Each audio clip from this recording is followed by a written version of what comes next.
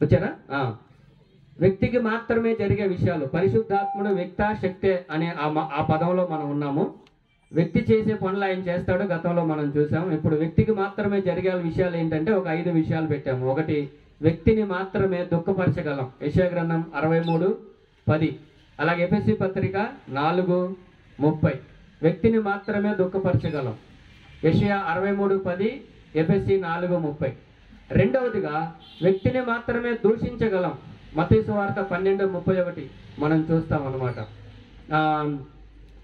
దేవునికి వ్యతిరేకంగా దూషించిన క్షమాపణ ఉందేమో కానీ ఇదిగో పరిశుద్ధాత్మను దూషిస్తే క్షమాపణ లేదు అనే మాటను మనం చూస్తాం కదా. దాన్ని ఆధారం చేసుకొని ఈ మాట పెట్టడం జరిగింది. వ్యక్తిని మాత్రమే దూషించగలం. మత్తయి సువార్త 12:31. మూడవదిగా వ్యక్తిని మాత్రమే ఎదిరించగలం. అపోస్తుల కార్యముల గ్రంథం 7వ అధ్యాయం 51వ వచనం. అపోస్తుల కార్యములు 7:51. వ్యక్తిని మాత్రమే ఎదిరించగలం. అక్కడ అంటాడు, మీరు పరిశుద్ధాత్మను ఎదిరిస్తున్నారు అంటాడు స్టెఫన్ మాట్లాడుతూ. ఆ తర్వాత నాలుగవదిగా వ్యక్తికి మాత్రమే అబద్ధం చెప్పగలం. అపోస్తుల కార్యములు 5:3లో మనం చూస్తాము. మీరెట్లా పరిశుద్ధాత్మకు మోసపుచ్చుటకు అబద్ధం అనే మాట కూడా వస్తుంది చూడండి. చదవండి ఆ మాట.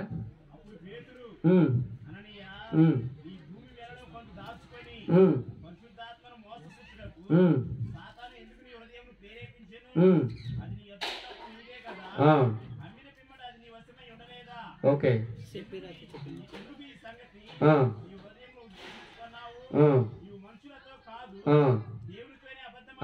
ఈ మాట పట్టుకోవాలి. కాబట్టి వ్యక్తికి మాత్రం అబద్ధాలు చెప్పగలము. పరిశుద్ధాత్మను కూడా మనం చూస్తాం. దేవునికి నువ్వు చెప్తున్నావు, మనుషులకు వ్యతిరేకంగా కాదు ఈ మాట పనిచేస్తుంది అనేది మనం చూస్తాం. ఇక చివరిగా 5వదిగా వ్యక్తికి మాత్రమే విధేయత చూపగలం. అపోస్తుల కార్యంలో 10వ అధ్యాయంలో ఆ మాటలు మనం చూస్తాము. ఆ తర్వాత మనం కిందికి వెళ్తే పరిశుద్ధాత్మకు ఉపయోగింపబడిన నామము ఆయన, అది కాదు. గ్రీకులో ఎయికెనోస్ అనేటువంటి పదాన్ని ఉపయోగించారు. అంటే ఆయన అనేది. మీకు కావాలంటే యెషయా గ్రంథం 15వ అధ్యాయం 26వ వచనంలో, 16వ అధ్యాయం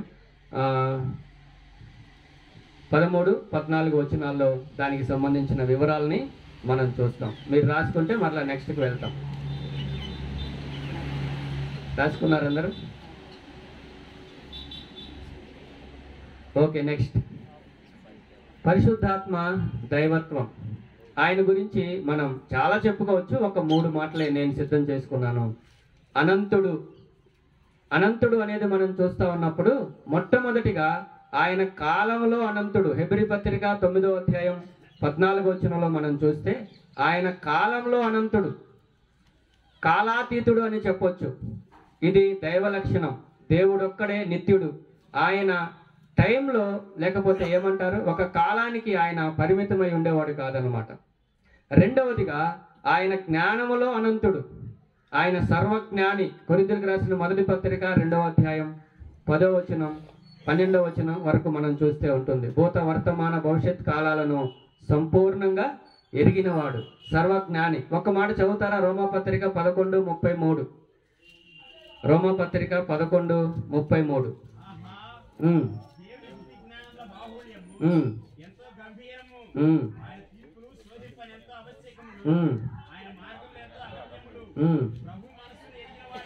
చాలండి. ఇక్కడ మనం చాలా విషయాలు చూస్తాం. పౌలు గారు ఆయన గురించి మాట్లాడుతూ చాలా విషయాలు చెప్తూ ఇంకా చివరికి అంటున్నాడు, ఆయన గురించి మనం ఏమని చెప్పగలం, ఎంతని చెప్పగలం అని. ఆయన సర్వజ్ఞాని అనేది మనం చూస్తూ ఉన్నాం.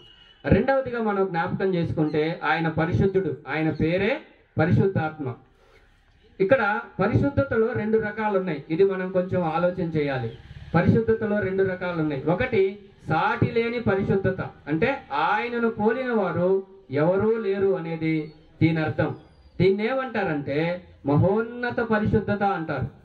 మహోన్నత పరిశుద్ధత. రెండవదిగా స్వచ్ఛమైన పరిశుద్ధత. దేవుడు పాపము అంటనివాడు. దీన్ని ఏమంటారంటే నైతిక పరిశుద్ధత. దేవుని మహోన్నత పరిశుద్ధత, దేవుని నైతిక పరిశుద్ధత. లేదా ఇలా చెప్పుకున్నాం, సాటి లేని పరిశుద్ధత, స్వచ్ఛమైన పరిశుద్ధత. నెక్స్ట్ ఆయన జీవము గలవాడు. రోమపత్రిక 8వ అధ్యాయం 2వ వచనంలో అలాగే 11వ వచనంలో దానికి సంబంధించిన విషయాలు మనం చూస్తాం. జీవం దైవ లక్షణం. పరిశుద్ధాత్ముడు ఆయన దేవుడు అని మనం చెప్పుకుంటున్నప్పుడు దైవ లక్షణాల్లో ఒకటేంటంటే ఆయన జీవము గలవాడు. చూడండి, ఇక్కడ 3 మాటలు పెట్టుకున్నాం. తండ్రి జీవము గలవాడు. యెహోషువ గ్రంథం 3వ అధ్యాయం 11వ వచనం, తండ్రి జీవము గలవాడు. రెండవది కుమారుడు జీవము గలవాడు. యోహాను సువార్త 1వ అధ్యాయం 4వ వచనం. మూడవది పరిశుద్ధాత్మ జీవము గలవాడు. రోమపత్రిక 8వ అధ్యాయం 2వ వచనం 11వ వచనం. తండ్రి జీవము గలవాడు యెహోషువ 3:11. కుమారుడు జీవము గలవాడు యోహాను 1:4.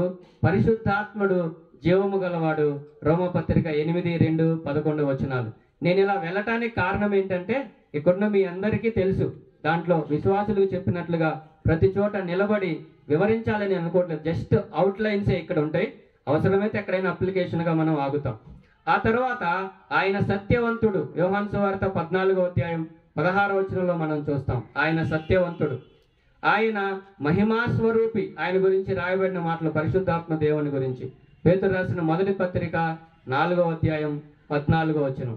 ఆయన జీవము గలవాడు, రెండవది సత్యవంతుడు, మూడవది మహిమ స్వరూపి.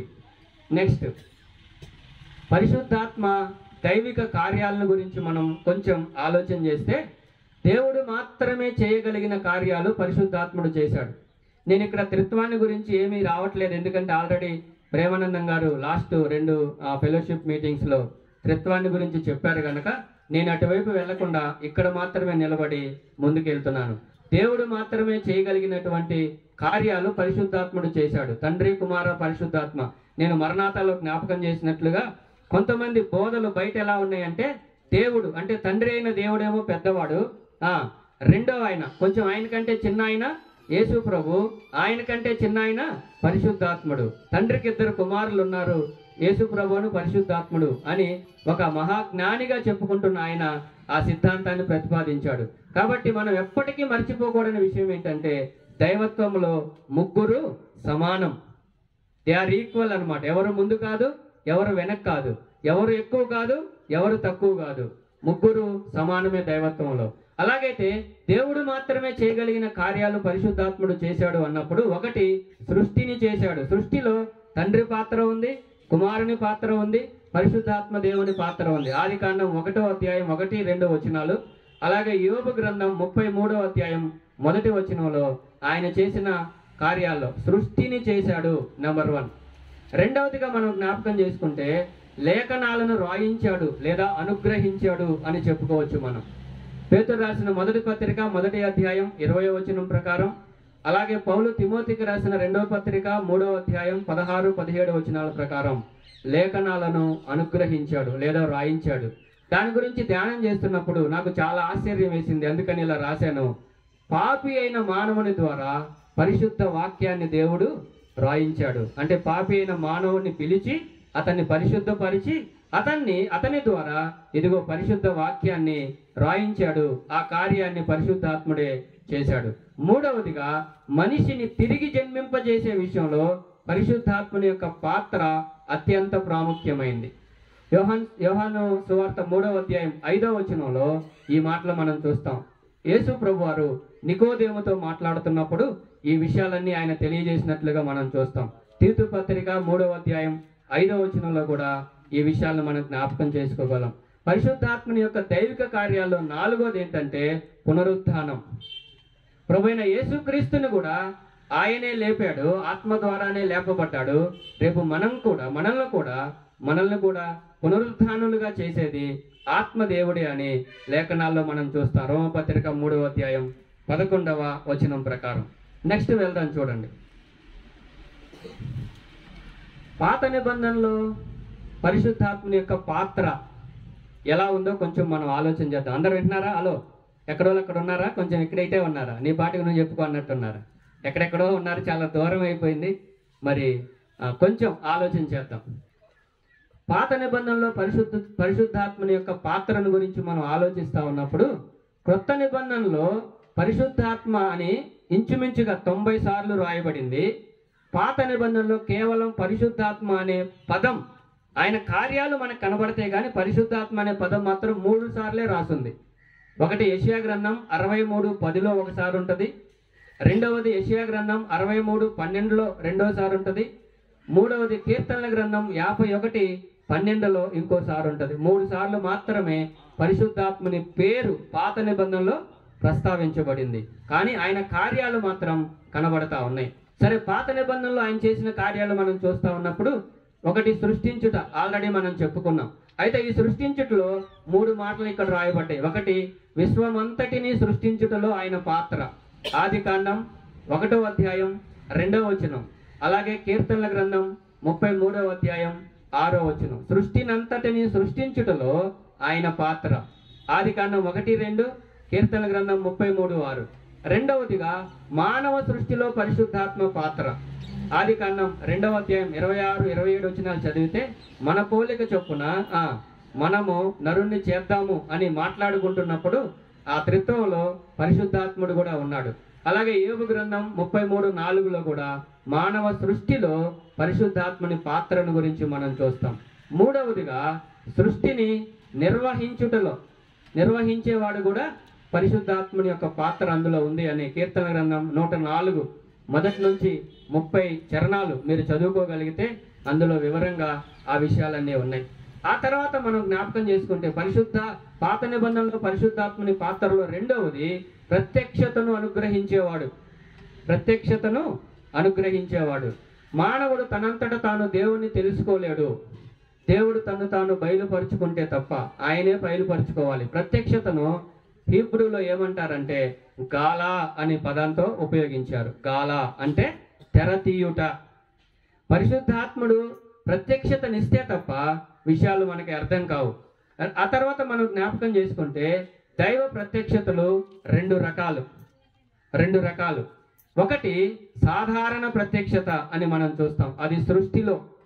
మీరు రోమాపత్రిక 1వ అధ్యాయం ఇక్కడ రెఫరెన్స్ పెట్టలేదు, 18 నుంచి మనం చదివితే సృష్టిని ఆలోచించటం వలన ఆయన నిత్యత్వం, ఆయన దైవశక్తి, ఆయన ఆ వ్యక్తిత్వం అంతా కనబడుతుంది అని చెప్తాడు. సాధారణ ప్రత్యక్షత సృష్టిలో మనకుంది, సాటి లేని ప్రత్యక్షత అంటారు. ఇదేమో బైబిల్ గ్రంథంలో మనకు కనబడుతుంది. ప్రత్యక్షతలు 2 రకాలు, ఒకటి సాధారణ ప్రత్యక్షత సృష్టిలో, సాటి లేని ప్రత్యక్షత బైబిల్ గ్రంథంలో మనం చూస్తాం. నెక్స్ట్ వెళ్దాం. పాత నిబంధనలో ప్రత్యక్షతకు సాధనాలు ఎవరు అంటే ఇద్దరే. ఒకరు ప్రవక్తలు. దేవుడు ప్రవక్తల ద్వారా మాట్లాడాడు. ఇర్మియా గ్రంథం 1వ అధ్యాయం 2వ వచనం, ఇర్మియా గ్రంథం 1వ అధ్యాయం 4వ వచనం, ఇర్మియా గ్రంథం 1వ అధ్యాయం 9వ వచనం, 11వ వచనంలో ఈ మాటలు మనం చూస్తాము. నేను చెప్తున్నాను, మీకు అక్కడ కనబడుతున్నాయి కాబట్టి స్పీడ్గా వెళ్ళిన ఇబ్బంది ఏమీ లేదు, కొంచెం ఫాలో అవడానికి ప్రయత్నం చేయండి. ప్రవక్తలు మొదటి సాధనం, దేవుడు ప్రవక్తల ద్వారా మాట్లాడాడు. రెండవది పరిశుద్ధాత్ముడు కూడా మాట్లాడాడు. ప్రత్యక్షత ఏ పద్ధతిలో వచ్చింది అంటే 3 విధాలుగా వచ్చేది దేవుని ప్రత్యక్షత. పాత నిబంధన ప్రకారం మనం చూస్తున్నాం. ఒకటి నోటి మాట ద్వారా, అంటే దేవుడే స్వయంగా వినబడేటట్లు మాట్లాడేవాడు కొద్దిమందితో. మీకు కావాలంటే ఆదికాండం 18వ అధ్యాయం 13వ వచనంలో ఒక అన్యుడు ఉంటాడు. అబ్రహాముకు వ్యతిరేకంగా ఆయన చేసిన ఆలోచనని ఆపటానికి దేవుడే స్వయంగా మాట్లాడతాడు అక్కడ. ఆ తర్వాత నిర్గమకాండం 19వ అధ్యాయం 9వ వచనంలో కూడా మనం చూస్తాం, నోటి మాట ద్వారా దేవుడు మాట్లాడేవాడు. ప్రత్యక్షత ఏ పద్ధతిలో వచ్చిందంటే ఒకటి నోటి మాట ద్వారా, రెండవది కలల ద్వారా వచ్చేది. దీనికి నేను పెట్టుకున్న పేరేంటంటే తక్కువ వివేచన ఉన్న వారికి ఇది అన్నమాట. మన వాళ్ళు కూడా ఇప్పటికీ కొంతమంది టీవీలో నాకు కళ వచ్చింది అని చెప్పగానే నాకు కూడా రావాలి, నాకు కూడా వస్తుందా, నాకు కూడా వచ్చింది, ఇలాంటి ఆలోచన చేస్తా ఉన్నారు. వాస్తవానికి కళలు అనేవి తక్కువ వివేచన ఉన్న వాళ్ళకి, ఆత్మీయ పరిపక్వత లేని వారికి సంబంధించినవి అవి. ఆదికాండం 20వ అధ్యాయం 3వ వచనం, 31వ అధ్యాయం 10వ వచనం, 37వ అధ్యాయం 5వ వచనం. దర్శనాల ద్వారా దేవుడు మాట్లాడేవాడు. ఇది ఉన్నత కోవకు చెందినటువంటి ప్రత్యక్షత, ఆత్మీయంగా పరిపక్వత చెందిన వారికి సంబంధించిన విషయాలు ఇవి. ఆదికాండం 15వ అధ్యాయం 1వ వచనంలో అబ్రహాముతో మాట్లాడాడు. దినవృత్తాంతం 1వ గ్రంథం 17వ అధ్యాయం 15వ వచనంలో కూడా దేవుడు మాట్లాడాడు. పాత నిబంధన ప్రత్యక్షతకు సాధనాలు ప్రవక్తలు, 2 పరిశుద్ధాత్ముడు. ప్రత్యక్షత ఏ పద్ధతుల్లో వచ్చేది? నోటి మాట ద్వారా, కళల ద్వారా, దర్శనాల ద్వారా వచ్చేది. నెక్స్ట్ మానవునిలో పరిశుద్ధాత్మ పాత్ర. మానవునిలో పరిశుద్ధాత్మ పాత్ర ఒకటి, నూతన జన్మ అనుభవం కావాలి అంటే తప్పకుండా పరిశుద్ధాత్మని కార్యం జరగాలి. యోహాను సువార్త మనం ఆల్రెడీ చెప్పుకున్నాం 3:5, అలాగే యెషయా గ్రంథం 4:4, యెషయా గ్రంథం 32:13. ఇక్కడ చూడండి, ఆయన వ్యక్తులను ఎలాగూ ఆత్మతో నింపి ఆయన మాట్లాడాడు. పరిశుద్ధాత్మ నింపుదల గురించి పాత నిబంధనల గురించి మాట్లాడుతాం. ఇంకా కొత్త నిబంధనకు రాలేదు, బహుశా మనం రాలేము ఈరోజు. వారిని నింపి దేవుడు జరిగించిన కార్యాలు చూద్దాం. ఒకటి, యోసేపు ఆదికాండం 4 కాదు, అది 4 తర్వాత రావాలి, అది తప్పుబడింది. ఒకసారి చూడండి, వేరే తమ్ముడు చేశాడు, చాలా షార్ట్ టైంలో ఇచ్చామన్నమాట. కాబట్టి 41:38 చూడండి ఏముందో ఒకసారి. అతడు తన సేవకులను చూచి ఇతని వలె దేవుని ఆత్మ గల మనుష్యుని ఒక అన్యుడికి అర్థమైంది అనమాట. దేవుడు తన ఆత్మతో నింపి యోసేపుని ఆ రోజుల్లో వారికి వచ్చిన కలల భావాల్లో తెలియజేయటం, తన కార్యాలు జరిగించుకోవడానికి చేశాడు. రెండవదిగా బెసలేలు, నిర్గమకాండం 31:3 ప్రత్యక్షపు గుడారాన్ని నిర్మించటానికి అతని గురించి మాట్లాడుతూ, నేను బెసలేలు పిలిచాను, అతనికి చమత్కారంగా చేసే పనులకు సంబంధించిన జ్ఞానాన్ని ఇచ్చాను, అలాగే నా ఆత్మతో అతన్ని నింపాను అని చెప్తాడు. కాబట్టి దేవుడు తన ఆత్మతో నింపి తాను ఎలాగైతే ప్రత్యక్షపు గుడారం ఉండాలని ఆశించాడో అదే విధంగా బెసలేలు ద్వారా దేవుడు చేయించుకున్నాడు. మూడవదిగా నువ్వే. గిడియోను కూడా దేవుడు తన ఆత్మ చేత నింపాడు. యెహోవా ఆత్మ గిడియోనును ఆవేశించగా ఇక ఆయన ఆత్మ చేత నిండి కదా వెళ్ళి ఆయన శత్రువులందరినీ, అప్పుడప్పుడు మన సహోదరుడు కూడా నిండుతూ ఉంటాడు, జాగ్రత్త. సరే, రైట్. గిడియోనును కూడా దేవుడు తన ఆత్మ చేత నింపి తన ప్రజలైన ఇశ్రాయేలీయులను శత్రువుల చేతిలోంచి విడిపించాడు. న్యాయాధిపతుల గ్రంథం 8:34 ప్రకారం. నాలుగవదిగా 70 మంది పెద్దలు. మోషే ఆ తర్వాత ఆయనకి సహకారులుగా నాయకులు ఉన్నారు. మనకు తెలుసు పాత నిబంధనలు సంఖ్యాకాండం 11:17 ఈ 70 మంది పెద్దలను కూడా దేవుడు తన ఆత్మ చేత నింపినట్లుగా మనం చూస్తాము. ఆ తర్వాత యెహోషువ కూడా దేవుని ఆత్మ చేత నింపబడ్డాడు. ద్వితీయోపదేశకాండం 34:9, అలాగే సంఖ్యాకాండం 27:18. ఇక మనం కిందికి వెళ్తే టైం అయిపోతుంది, కొంచెం త్వరగా వెళ్దాము, నేను ముగిస్తాను. అద్భుతాలు, సూచక్రియలు. మోషే ద్వారా దేవుడు అద్భుతాలు, సూచక్రియలు జరిగించాడు. నిర్గమకాండం 7:3 ఏలియా ద్వారా దేవుడు సూచక్రియలు జరిగించాడు. రాజుల మొదటి గ్రంథం 18.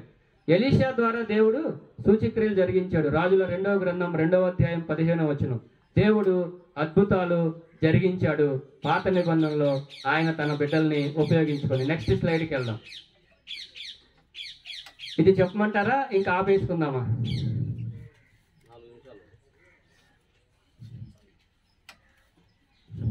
పర్లేదులే, కొంచెం నాకు లేట్కి ఇచ్చారు కాబట్టి. పోయినసారి అసలు చెప్పలేదు, నేను టైమింగ్ కోసం నేను ముందే ముగించాను. ఈరోజు వద్దని చెప్పారు అన్నోళ్ళే, నెమ్మదిగానే చెప్పమన్నారు, అందుకనే ప్రశాంతం చెప్తున్నాను.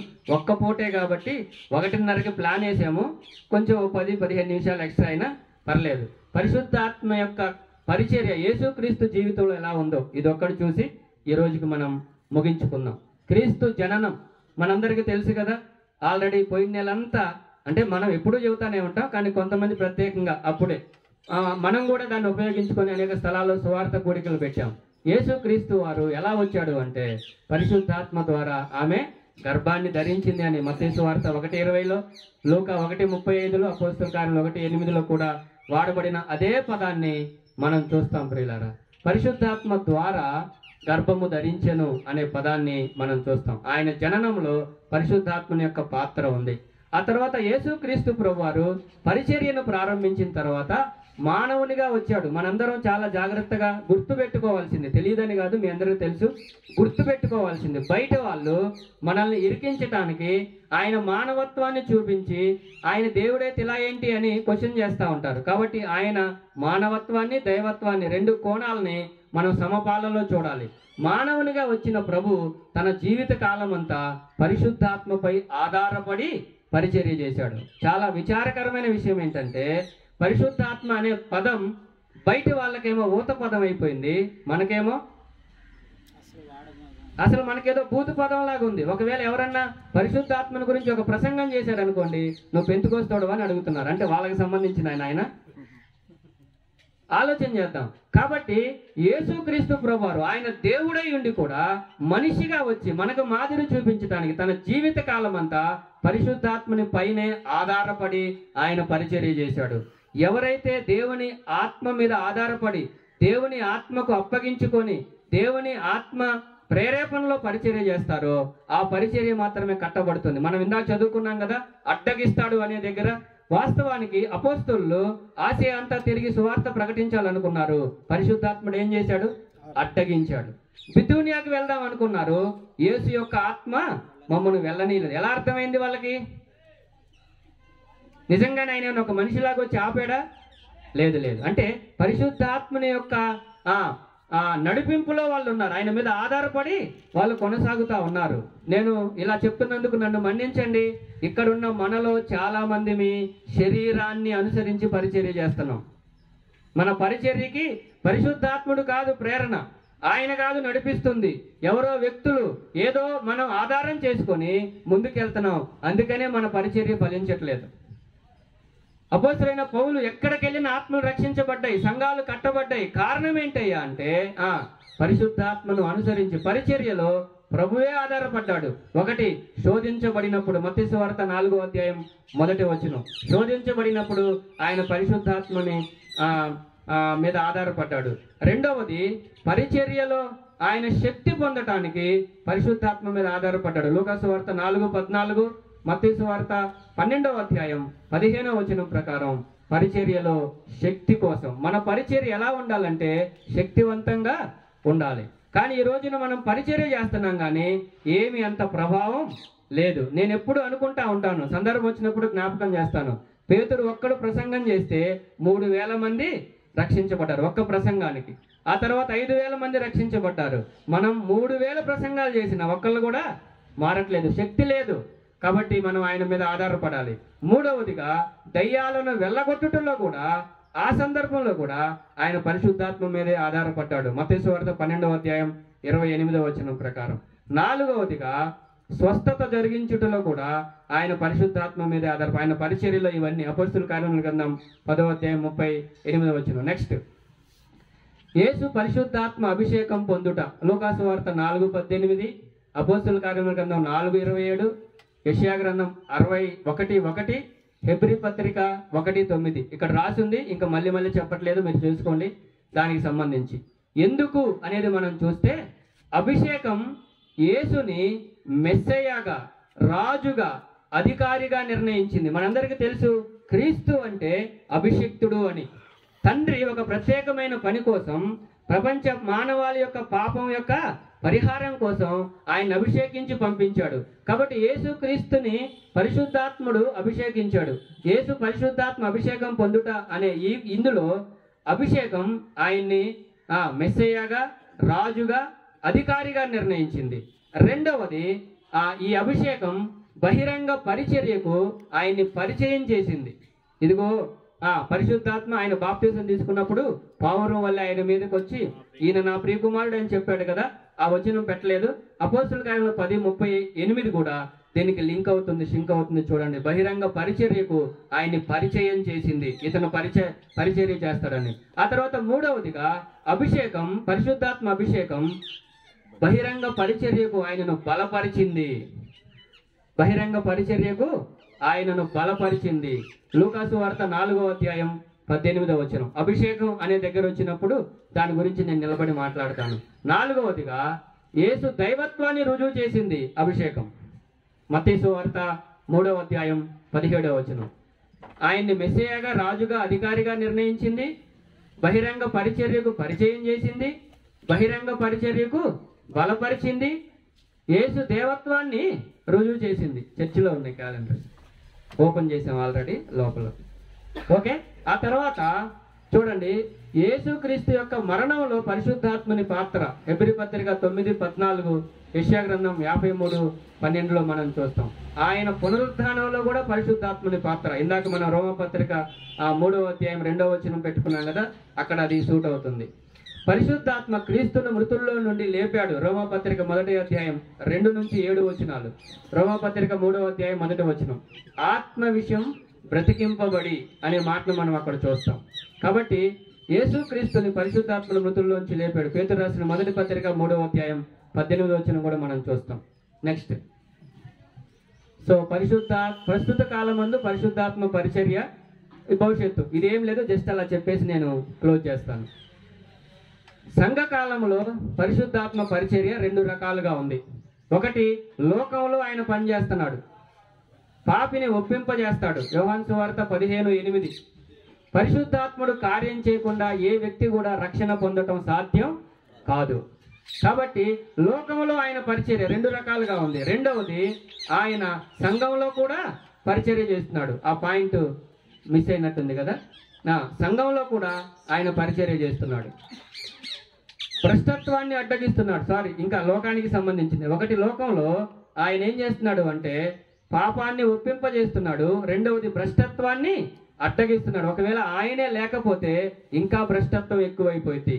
తెస్సలోనిక పత్రికలో మనం చూస్తాం 2వ అధ్యాయం 7వ వచనంలో. భ్రష్టత్వం పరాకాష్ఠకు చేరకుండా ధర్మ వ్యతిరేక సంబంధమైన మర్మాన్ని అడ్డగిస్తున్నాడు అని తెస్సలోనిక పత్రికలో మనం చూస్తాం. భ్రష్టత్వాన్ని అడ్డగిస్తున్నాడు. నెక్స్ట్, పరిశుద్ధాత్మ సంఘములో లేదా విశ్వాసలో జరిగే పరిచర్య, ముద్రించుట. ఎప్పుడైతే మనం ప్రభువుని విశ్వసిస్తామో ఎఫెసీ పత్రిక 1:13 ప్రకారం ఆయన తన ఆత్మ చేత మనల్ని ముద్రిస్తాడు. మిగిలిన రెఫరెన్స్లు కూడా ఉన్నాయి అక్కడ. ఆ తర్వాత వెలిగింపునిస్తాడు. ముద్రించడం వేరు, వెలిగింపునివ్వటం వేరు. కొరింథీ 1వ పత్రిక 2వ అధ్యాయం 14 వచనం. మనం తర్వాత ఆ విషయాలు వస్తే వాటి గురించి మనం నిలబడి మాట్లాడుకుంటాం. మన మనోనేత్రాలు వెలిగించి దేవుని వాక్యంలోని సత్యాలను గ్రహించేటట్లు ఆయన చేస్తాడు. మీకు తెలుసా అంటే వేరుగా అనుకోకండి, మీ అందరికీ తెలుసు. మనం వాక్యం చెప్పేటప్పుడు ఇలాంటి పదాలు వాడతాం, అంతే, తెలియదు అనుకోకండి. ఇప్పుడు చాలా మంది బైబిల్ చదివేసి, శాస్త్రవేత్తలు, చాలా మంది జ్ఞానులు కూడా దాన్ని పక్కన పడేశారు. ఎందుకని? వాళ్ళకి అర్థం కాలేదు. మనకెందుకు అర్థమైందంటే మనం ఏదో తెలివైన వాళ్ళమని, చదువుకున్న వాళ్ళమని కాదు, కానీ ఇదిగో ఆయన మనల్ని వెలిగించాడు, గ్రహించడానికి సహాయం చేశాడు. మూడవది, ఆయన మనకు సహాయం చేస్తాడు. రోమపత్రిక 8వ అధ్యాయం 26వ వచనంలో మనం ప్రార్థన చేయటానికి, పరిచర్య చేయటానికి ఆయన మనకు సహాయం చేస్తాడు. సహాయం చేయటానికి ఆయన ఎప్పుడు సిద్ధంగానే ఉన్నాడు. ఏమండి? సహాయం చేయటానికి ఆయన ఎప్పుడు సిద్ధంగానే ఉన్నాడు. కానీ ఆయన సహాయాన్ని మనం పొంది మనం పరిచర్యలో ముందుకెళ్ళాలి. నాలుగవదిగా, క్రీస్తు ప్రభు సారూప్యంలోనికి మార్చటం. అసలు పరిశుద్ధాత్మని యొక్క ప్రాథమికమైన పని ఏంటయ్యా అంటే, లోకంలోనైతేనేమో వాళ్ళని ప్రభువులోకి తీసుకొని రావటం, మన విషయంలోనైతే ఆయన క్రీస్తు సారూప్యంలోనికి మనల్ని తీసుకొని రావాలి. రోమపత్రిక 8:29లో మనం చూస్తాం. కాబట్టి పరిశుద్ధాత్మని యొక్క ప్రయాసంతా ఏంటయ్యా అంటే మనలను ప్రభువు యొక్క సారూప్యంలోనికి తీసుకొని రావాలి అని. మనము రూపాంతరం పొందాలి. రోమపత్రిక 12:2, గలతీ 4:19, పేతురు రాసిన 2వ పత్రిక 1:4. మనం రూపాంతరం చెందాలి. వాస్తవానికి జోసెఫ్ కనబడకూడదు. ఎవరైనా చూస్తే జోసెఫ్లో ఎవరు కనబడాలి? ప్రభు కనబడాలి. గిడియోన్లు ఎవరు కనబడాలి? ప్రభు కనబడాలి. ఇంకెవరిలోనైనా ఎవరు కనబడాలి? ప్రభువే కనబడాలి. కాబట్టి మనం ఆయన సారూప్యంలోనికి రావటానికి పరిశుద్ధాత్మ దేవునికి మనం సహకరించాలి. ఇక్కడ దేవునితో ఉన్నటువంటి ఒక చిన్న సమస్య అనొచ్చో లేదో కానీ నేను ఆ పదాన్ని వాడుతున్నాను. ఏంటంటే ఆయన బలవంతంగా ఏ పని చెయ్యడు. నేను ఆయనకి సహకరిస్తే, ఆయనకు అప్పగించుకుంటే పరిశుద్ధాత్ముడు నన్ను క్రీస్తు సారూప్యంలోనికి తీసుకొని వెళ్తాడు. నెక్స్ట్ స్లైడ్ చూడండి. భవిష్యత్ కాలంలో పరిశుద్ధాత్మ పాత్ర ఇది చెప్పేసి ముగిస్తాను. శ్రమల కాలంలో యూదుల అంధత్వాన్ని తొలగిస్తాడు. దానియేలు గ్రంథం 9:27, రోమా 11:25. ఆ తర్వాత ఇశ్రాయేలీలు క్రీస్తును మెస్సయ్యగా అంగీకరించేటట్లు చేస్తాడు ఆయన. అది శ్రమల కాలంలో జరిగింది. భవిష్యత్ కాలంలో పరిశుద్ధాత్మని పరిచర్య ఇది. ఇశ్రాయేలీయులు క్రీస్తుని తప్పకుండా మెస్సయ్యగా అంగీకరిస్తారు. దానికి సంబంధించి ప్రకటన గ్రంథం 7:4లో మనం చూస్తాం. ఆ తర్వాత పరిశుద్ధాత్మ కుమ్మరింపు యోవేలు గ్రంథంలో మనం చూస్తాం. అపోస్తుల కార్యంలో మనం చూస్తాం. 1000 ఏండ్ల పాలనలో ఆయన పని మనం చూస్తే 1000 ఏండ్ల పాలనలో ప్రవేశించు వారందరూ విశ్వాసులే. అయితే వారి సంతానం రక్షణ పొందాలి. కాబట్టి అక్కడ కూడా ఆయన పని చేస్తాడు. వారి సంతానం రక్షణ పొందినట్లు పరిశుద్ధాత్ముడు తన కార్యాన్ని కొనసాగిస్తాడు. మీకు రెఫరెన్స్లు కావాలంటే హెచ్కేఎల్ గ్రంథం 37:13, 36:25, ఇర్మియా గ్రంథం 35:15, 31. ఈ ఇచ్చిన వాటిలో ఏదైనా రెఫరెన్స్లు ఒక వచ్చిన అటు ఇటు తప్పుపడింది అనుకోండి, నన్నేం తప్పు పట్టడానికి ప్రయత్నం చేయొద్దు. ఎందుకంటే పీపీటీ ఓ తమ్ముడు చేశాడు, నేను చాలా షార్ట్ టైంలో అతనికి ఇచ్చాను. పోయినసారి కూడా మరి నేను చెప్పుకుంటా వెళ్ళాను, కొంచెం ఇలా చూపిస్తూ వెళ్తే మీ మనసులో పడుతుంది, మీరు కూడా వాటిని కొంచెం అర్థం చేసుకోవడానికి బాగుంటుంది అని ప్రయత్నం చేశాను. సో ఇంతవరకు మనం ఈరోజు ఆగుతాం. ప్రభు చిత్తం అయితే మరి పెద్దల అవకాశం ఇస్తే నెక్స్ట్ సెషన్లో మిగిలిన విషయాలన్నీ ముగించడానికి నేను ప్రయత్నం చేస్తాను. చిన్న మాట ప్రార్థన చేసుకొని ముగించుకుందాం. దయగల మా తండ్రి, మిమ్మల్ని స్తుతిస్తున్నాం. పరిశుద్ధాత్మను గురించిన విషయాలు ఈరోజు కొన్ని ఆలోచన చేయడానికి కృపనిచ్చారు.